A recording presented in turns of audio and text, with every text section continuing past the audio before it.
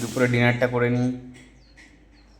আজকে সেভাবে আর কিছু রান্না করতে পেলাম না, রান্না করা হয়নি আজকে সেভাবে।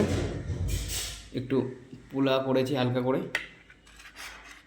ডিম টিম দিয়ে, জাস্ট এখন আসা।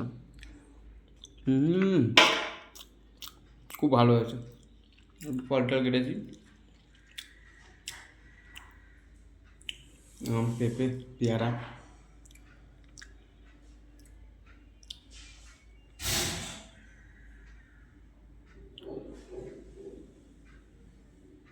পোলাটা এটা